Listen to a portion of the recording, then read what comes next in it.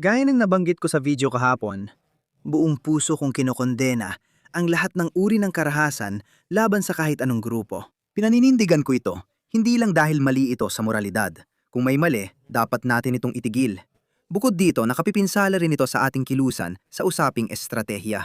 Sinabi ko sa inyo kahapon, lalabis kong kinamumuhian ng katotohanang, ayon sa ilang pagtataya, mayroong 300,000 na teroristang pag-atake mula noong 9/11 sa nakalipas na mga 25 taon. 300,000 teroristang pag-atake ng Islamista. Sa kabaligtaran, binanggit mo ang ilang kakaibang teroristang pag-atake, gaya ng sa New Zealand at San Diego. At nagbibigay yun ng dahilan sa mga Islamista na sabihing, kung gumagawa kami ng teroristang pag-atake, ganoon din kayo. Walang pagkakapantay-pantay. Malayo sila sa sukatang ito. Kaya ayoko nito dahil sa estratehikong dahilan. Pero gaya ng sinabi ko, kahit hindi yun ang kaso, mali pa rin ito dahil ang ating mga kaluraning moral na halaga ay hindi nagtuturo ng karahasan sa mga ordinaryong tao. Ngayon, gaya ng sinabi ko, sinusubukan ng mga Islamista na samantalahin ang sitwasyong ito. Agad silang naging pinakamalalaking biktima at pinaka-inuusig na grupo sa kanluran. At ang media at ang mga kaliwang politiko na ito, tinatangkilik nila lahat ito na para bang ang far-right extremism na ang namamayani sa kanlurang na yon. Kaya malinaw na mga biktima ng teroristang atake ang mga Muslim. Huwag nating itanggi na ang Islamic Center sa San Diego ay naging pabrika ng mga radikal at ekstremistang terorista. Ginawa ko nga ng detalyadong video kahapon. Dalawa sa mga hijacker ng 9/11 ay may direktang koneksyon sa mga miyembro ng Islamic Center na ito. Ang punong imam ng Islamic Center na ito ay nagdiwang sa teroristang pag-atake noong Oktubre 7 at tinawag yon bilang paglaban. Kaya ang mga taong ito ay kilalang nagdiriwang ng karahasan laban sa hindi Muslim. Huwag tayong magkunwari bigla na parabang sila ay mga Amish, mapayapang Amish, o mga mapayapang Jain. Okay, na hindi nananakit ng kahit ano, na hindi nga naglalakad sa direksyong maraming langgam dahil ayaw nilang makaapak. Huwag tayong magkunwari na ganon, okay? Kaya, siguro ang pamagat ng New York Post. Ito ang headline ng New York Post, na sa tingin ko ay pinakaangkop. San Diego Mosque, na pinangyarihan ng mass shooting na may 3 patay, ay may kontrobersyal na kasaysayan at koneksyon sa mga hijacker ng 9/11. Hindi natin pwedeng baliwalain o itago yon. Hindi natin pwedeng hanggang sasabihin, ang San Diego Mosque ay nakaranas ng nakamamatay na teroristang atake na ikinasawi ng 3 lang. Hindi natin pwedeng tanggapin yon, sige? Hindi magandang headline na yan. Simula nang mangyari ito, ipinagsisigawan na ng mga Muslim na ito ay resulta ng Islamophobia. Hindi ito dapat nangyari. Isang teroristang atake ito. Kinokondena ko ito, pero huwag nating kalimutan ang tunay na pagkatao ng mga taong ito. Sa video ko kahapon, sinabi kong nakikiramay ako sa security guard na napatay. Maaring mabuting tao siya, pero nung nag-isip ako, naisip kong hindi ko talaga alam. Alam mo ba? Hindi ko alam kaya malabong sagot ko. Una kong naisip na inosente lang nadamay yung lalaki. Tungkol pa rin sa kanya. Kaya alam na natin kung anong tao siya. Sige, hindi ako magdiriwang o magbubunyi sa pagkamatay niya. Pero ikukwento ko kung anong tao siya at paano ginagamit ng mga Muslim ang insidenteng ito para itulak ang layunin nila. Paalala, ang mga taong ito ay sumisigaw ng Death to America. Makikita ninyo ang dalawang magkaibang mukha nila. Tingnan ninyo. Ang sigaw na Death to America. الموت لأمريكا! الموت لأمريكا! الموت لأمريكا! Si Rashida Tlaib, nang kinumpronta siya, hindi sumagot. Sa inyong distrito, may mga tao na sumisigaw ng kamatayan sa Amerika. Kinokondena mo ba yon? Hindi lang ang hindi pakikipag-usap sa Fox News, pero kinokondena mo ba ang mga sigaw ng kamatayan sa Amerika? Hindi niya ginagawa. Hindi ako nakikipag-usap sa mga taong gumagamit ng mga racist na pananalita. Hindi niya gagawin, at hindi rin yon gagawin ni Ilhan Omar. Sila-sila pa rin ang mga tao, mga pare. Ang lalaking ito ang imam ng Islamic Center sa San Diego. Tingnan ninyo siya. Isa siyang inosente. Diyos ko, ano ito? Hindi pa kami nakakita ng dugo. Hindi namin sinuportahan ng karahasan. Pakiusap, tigilan mo nga ako. Sige. Mga biktima kayo ng isang teroristang pag-atake. Pero doon na tayo nagtatapos. Sige, pero hindi nun nababago ang dati o kasalukuyan ninyong pananaw. Magandang hapon. Ako si Taha Hassan, Imama Director ng Islamic Center ng San Diego. Alam kong ito ay panahon ng dalamhati at kalungkutan. Hindi pa kami nakaranas ng trahedya na katulad nito. Oh, hindi pa nila naranasan ganitong trahedya. Palagi nilang hinahangad nilang mangyari yon sa iba. Karamihan Hudyo. Pinatugtog ko kahapon ang video na sinasabi niyang Oktubre 7 ay paglaban. Hindi ako naniniwala dyan. Ang tawag dito ay Tu Quoque. Minsan tinatawag ding Tu Quoque. Kung saan ginagaya mo ang argumento ng kabila. Kaya ako ginawa ng mga Palestino noong Oktubre 7, 2023 ay paglaban sa iligal na okupasyon. Bakit hindi natin pwedeng tingnan ang pangyayaring ito bilang isang gawa ng paglaban? Ng mga ayaw makita ang Islamisasyon ng Amerika? Hindi ko pinaniniwalaan ang pananaw na ito. Hindi ko pinaniniwalaan ang pananaw na ito. Ibinabalik ko lang sa kanila ang argumento nila. Tinatawag din itong reductio ad absurdum, kung saan sinusunod mo ang lohika nila at pinagpapalit ang mga papel para ipakita ang konklusyon. Kung nakikita ng iba ang karahasang politikal bilang paglaban, karahasang politikal din yon. Hindi ko ito sinusuportahan o iniindorso. Nasabi ko na ito noon. Para sa akin, mali ito at hindi rin tama ang estrateya dahil tingnan mo siya. Nandun lang yon, parang sumisigaw ang mga taong ito ng kamatayan sa Amerika. Sige, wag nating kalimutan. Ang mga taong ito ang sumisigaw ng kamatayan sa Amerika noong Oktubre 11, 2023. Kaluwalhatian sa ating mga martir. Paggunita sa San Diego. Noong pinapatay ang mga sibilyang Israeli, pinuputulan ng ulo gamit ang pala at pinapatay ang mga bata sa harap ng magulang. Napanood ko ang ilan sa nakakatakot na video. Hindi ko na makakalimutan ang mga yon. Ginawa na nila yon. Sige, pakinggan natin ang tungkol sa dalawang ito dahil hindi ko sila kilala. Hindi ko alam kung sino sila. Baka tayo pang nagbabayad. May nagsasabing transgender daw sila, pero para sa akin, mga terorista sila. Para sa akin, siraulo sila. Hindi natin kailangan yan. Lakas natin ay hindi sa politikal na karahasan, kundi sa politikal na solusyon. Lakas natin ang Western values gaya ng malayang pananalita, pangungutya, at matinding pagpuna sa ideolohiyang tingin nating panganib sa ating pamumuhay. Sige, iyan ang pinapahalagahan natin. Hindi ko sinasangayunan ng karahasang ito. Pakinggan natin kung sino ang dalawang loko na ito. Hindi ako magugulat kung sila ay... Sa totoo lang, hindi ko alam kung sino sila. Hindi ko makumpirma kung may manifesto na na-recover. Ulitin ko, maaga pa sa investigasyon. Ginagamit namin lahat ng resources ng FBI para masuri ng mabuti ang manifesto at malaman ang dahilan nito. Sa tingin ko, mas mahalaga kung paano natin mapipigilan ang susunod na pag-atake. Alam ko maraming tanong sa komunidad. Gusto ko lang ulitin na hindi sila namimili ng tao. Tingnan niyo ang itsura niyang kawawa. Pasensya na mga kaibigan. Humingi ako ng paumanhin kung parang walang pakiramdam. 2 tao ang namatay at may mas alam ako sa isa sa kanila. Sige, bahala na kayo magdesisyon kung anong tao siya. Pasensya na. Isa akong objektibo at rasyonal na tao. Hinuhusgahan ko ang isang tao base sa kanyang pagkatao. Sige, hindi ko hinuhusgahan ng tao base sa pagkamatay niya. Sige, hindi dapat mamatay siya sa ganitong paraan. Walang dapat mamatay dahil lang sa opinyon. Totoo, naniniwala ako doon. Pero hindi ibig sabihin na kung may tao na may kasuklam-suklam na pananaw, kailangan kong sabihin na dahil lang naging biktima siya ng aksidente sa sasakyan, atake sa puso o teroristang pag-atake, kailangan nating sabihing mabuting tao siya. Hindi. Kinamubuhian nila ito at sumasaklaw sa iba't ibang lahi at relihiyon. Higit pa sa galon! Sige, so itong taon to ay konektado sa lahi at relihiyon. Kaya malamang na racist ang dalawang ito. Malamang galit sila sa Islam at malamang galit din sila sa marami pang ibang bagay. Palagi kong sinasabi na hindi sila namili ng kinamumuhian. Kabilang dito ang iba't ibang lahi at relihiyon. Kaya malamang galit sila sa mga itim, Kayumangi, Hudyo, Hindu at Muslim. Siguro ang mga Muslim ang nasa tuktok na listahan nila. Hindi ko sigurado. Pero hindi yun dahilan para bigyang katwiran ito. Hindi yun tama. Kaya tingnan mo ito. Ano ang kinalaman ni Keir Starmer sa teroristang ataking ito? Sinusulit lang ng mga politiko ito para makapuntos. Kinokondena ko ang nakamamatay na pag-atake sa mosque sa San Diego. Pakikiramay ko sa mga naapektuhan. Alam kong maraming Muslim sa UK ang nababahala rito. 75% ng lahat ng teroristang pag-atake sa UK ay sinagawa ng mga Muslim, hindi ang kabaligtaran.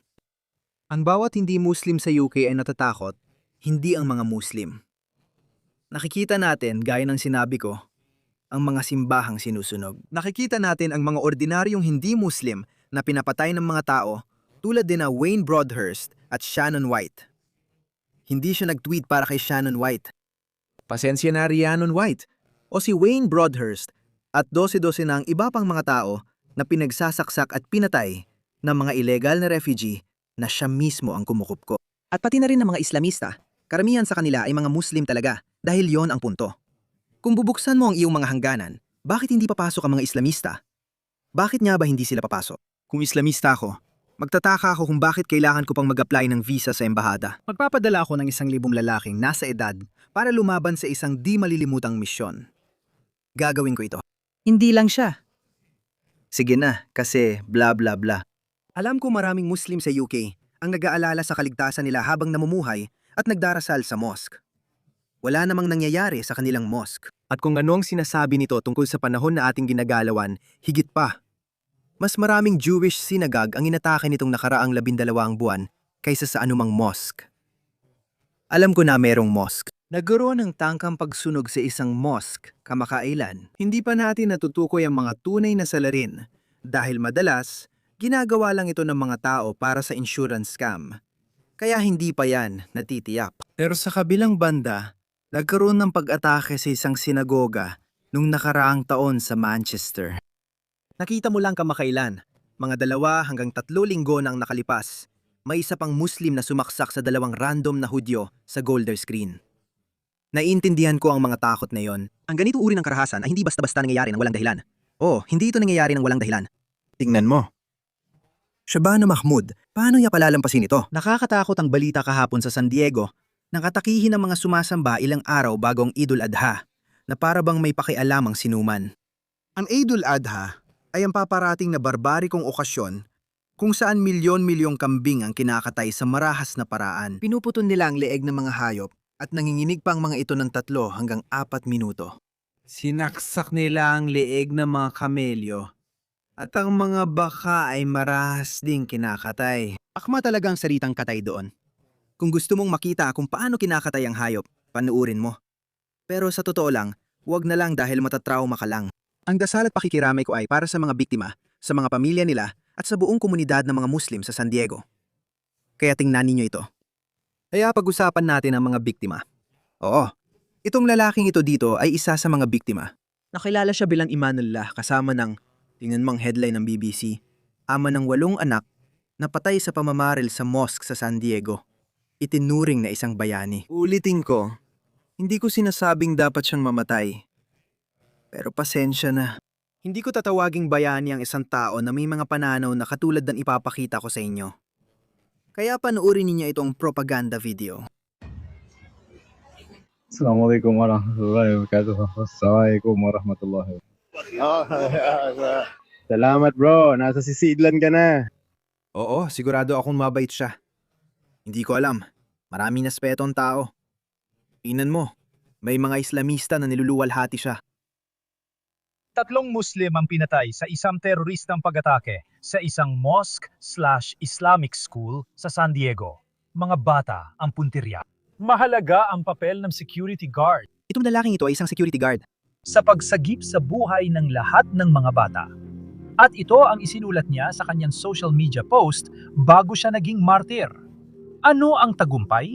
Para sa marami, ang tagumpay ay katatagang pinansyal, magandang reputasyon, kagandahan at iba pa. Para sa akin, wallahi, thumma wallahi, ito ay ang pagbabalik sa Allah, ang ating lumikha, na may parehong dalisay na kaluluwa na ipinahiram niya sa akin noong ako'y ipinanganak. Ang marinig ang mga malaika ng Allah Ta'ala na nagsasabi, huwag kang matakot at huwag kang malungkot, kundi tanggapin mo ang magandang balita ng Jannah na ipinangako sa iyo ng pinakapinagpapatawad at pinakamaawain. Nawa ipagkalooban tayo ni Allah Ta'ala ng husnul khatima. Amin, kaya. Alam nyo naman, kapag mas relihiyoso ka, mas islamiko ka, mas kasuklam-suklam daw ang pananaw mo. Sige, malinaw na may martyr complex siya. Parang sinasabi niya, babalik na ako kay Allah, ang aking lumika. Pero tingnan nyo ang hindi niya pagiging tapat. Ang pangalan niya ay Smile to Jannah. Nagpapatakbo siya ng Islamistang propaganda channel mula UK. Kaya nagpo-post sila ng mas relihiyosong content, Mayo 5. Ngayon, ipapakita ko sa inyo kung sino talaga siya. Sige. Ito ang headline ng BBC. Handa ka na ba? Tingnan mo ito. Sabi ng taong ito, naiintindihan mo na ba ngayon kung bakit ko pinatay ang 6 milyong Hudyo? Tingnan mo, sigurado. Kay sabi ng taong ito, hanapin mo ang salin ng ilan niyang talumpate. Ang mga Hudyo raw ay sinisira ang lipunan at hindi niya ito tinanggap. Mulay, yung paulit-ulit naggalit sa mga Hudyo, binibintang sa kanila ang mga teorya ng sabwatan. Sila raw ang may kontrol sa mga politiko at dahilan ng pagkatalo natin sa unang digmaang pandigdig. Lahat na lang isinisisi sa kanila. Paborito mong teorya ng sabwatan niyang taon. Sisihin ang mga Hudyo kahit kakaunti sila. Dahil dito, madalas silang nagtatagumpay. Sa kasamahang palad, naging labis ang kanilang tagumpay para sa sarili nilang kapakanan. May isa pa akong gagawing video tungkol sa kanila na magiging critical sa Israel dahil kailangan nilang matuto ng ipagtanggol ang sarili. Natatalo sila sa digmaan sa propaganda. 100% talo sila rito. Kaya, hanapin ang mga Hudyo, sisihin sila sa lahat at tapos na. Kakapit yan. At dahil marami akong nabasa tungkol sa kanya, Achi, tama ang ginawa niya. Ibig sabihin, tama lang na pinatay niya ang 6 na milyong Hudyo. Tingnan mo tong taong to. Sabi niya, sigurado, syempre. Sige, hindi yan yon. Baka iniisip mo, Hari, baka iba ibig niyang sabihin. Pero galit na galit talaga siya sa mga Hudyo. Kinamuhian niya sila. Tingnan mo to. Heto, may isang tao, pero tingin ko, ibang tao to, ibang Muslim, naggalit sa mga Hudyo. Sabi dito, Goems, ang Talmud, ang Guyim ay tawag sa mga hindi Hudyo. Lahat ng anak ng Guyim ay mga hayop. Naiinis siya kasi tinuturi ng Talmud na hayop ang mga hindi Hudyo. Ganyan ang lahat ng reliyon. Wala akong pakialam doon, kaya hindi ako Hudyo. Wala akong pakialam sa mga sinaunang aklat at hindi rin ako naiinis dito. Hindi ako naiinis kahit tawagin ng Quran ang mga hindi Muslim na pinakamasama sa lahat. Mas masahol pa sa hayop. At least hayop pa rin ang tawag. Sabi sa Quran, mas masahol pa raw sila sa hayop. Pinakamasama sa lahat ng nilalang. Mas malala pa sa baboy, ahas, alakdan. Pero hindi ako naiinis doon. Sabi niya, impyerno raw naghihintay sa kanila. Ang tanga niya talaga, pasensya na. Hindi siya mabuting. He's not a good. Hindi siya mabuting tao. Nais niyang masunog at mamatay ang ibang tao. Ipinagdiriwang pa niya ang isa sa pinakamalalang genocide sa kasaysayan. 6 na milyong tao ang pinatay. Ipinagdiriwang niya yon. Kaya pasensya na. Pasensya kung di ako umiiyak para sa kanya. Sige. Pasensya na. Hindi ako umiiyak para sa mga taong may direktang kaugnayan sa 2 hijacker na responsabal sa pagpatay ng 3,000 inosenteng sibilyan. Pwede sanang ako yon. Pwede sanang pamilya ko, mga taong walang kinalaman sa kanilang mga relihiyosong digmaan. Pasensya na. Hindi ako umiiyak para sa mga taong nagdiwang sa pagpatay ng 1,200 Hudyo sa isang araw. 1,200 tao, kalimutan mo na ang Hudyo. 1,200 tao, pasensya na. Sige, kaya naman todong banati Laura Loomer sa mga taong ito. Masisisi mo ba siya? Hindi ko siya masisisi. Tingnan mo yan. Sabi niya, ginawa akong kaaway ng mga Muslim nang patahimikin nila ako at gumawa ng paraan para mawalan ako ng access sa bangko. Sa tingin ko, baka tinanggalan siya ng mga bank accounts sa loob ng 10 taon. Walang paghingi ng tawad, kabayaran o pagsubok ayusin kahit ano. Niloko nila ako. Kaya ngayon sisiguraduhin kong maging anti-Islam ang buong mundo. Matalino. Sabi niya, anti-Islam. Hindi anti-Muslim, anti-Islam. Magaling. Galit ako sa Islam at palagi akong magiging ganoon. Ayos lang yun. Galit din ako sa Islam mga pare. Pasensya na. Galit ako sa Islam. At idagdag ko pa, galit din ako sa mga Islamis. Galit ako sa mga radical na Islamis, mga jihadis. Galit ako sa kanila. Ayokong mapalapit sila sa akin. Ayokong mapunta sila sa alinman sa mga bansa ko. Sige, subukan niyo ako. Pasensya na, ayoko talaga sa kanila. Ayoko ng mga Islamis. Tingnan mo ito, mas lalo pa niyang tinroll sila. Sabi niya, napakamalabo at napakatalinong isinulat ito. Napakaganda ng araw ko ngayon, personal. Lumitaw si Masi, maganda ang panahon. Ibinahagi ni Trump ang ulat ko. Nag-viral ang panayam ko at marami pang iba. At alam natin kung anong ibig niyong sabihin doon. Sana maganda araw ng lahat. Yung nakakatawang high blood na pasyente, girlfriend ni Cenk Uygur na si Ana Kasparian, sabi niya, kahiya-hiya ang babaeng ito at laging nag-uudyok ng karahasan dito araw-araw. Ang mas nakakadiri pa sa mukha niya ay ang kanyang uhaw sa galit at pagnanasa sa terorismo laban sa mga Muslim. At huwag nating kalimutan ito. Ang mga Muslim ay nananawagan na kumuha ng armas. Bakit ba sila palaging ganito? Bakit ba sila laging jinger? Hindi ko maintindihan. Kaya itong taong ito, Abdul Hakim Al-Amriki. Malinaw na siya ay nagpalit ng relihiyon. Tinatawag ng mga Arabo ang Amerikano na Amriki. Kaya sabi niya, bumili ng baril at matutong gumamit nito. Huwag kang umasa sa masjid, tinatawag na seguridad, o sa mga pulis na kafir. Huwag kang magtiwala sa pulis. Huwag kang magtiwala sa mga pulis na Amerika. Kaya mga kaibigan, gagawa sila ng milisya, paparating na ito. Dahit pang kaliwa ang magsabing niraradikal lang kanan ng mga tao, o ang kanan ang magsabing sumisimpatya ang kaliwa sa Islam. Hindi mahalaga kung sino ang nagsasabi. Nangyayari na ito.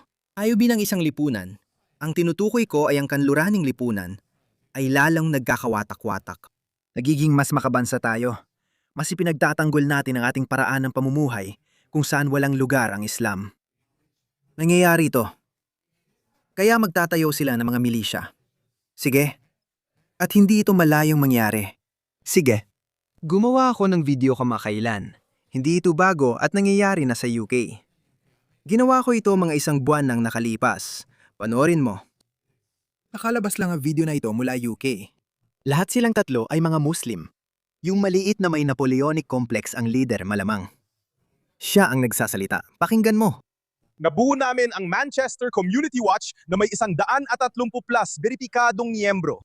130 na beripikadong miyembro, lahat ay Muslim tulad niya. Isa itong grupong Muslim na nagbabantay. Pero hindi kami titigil doon.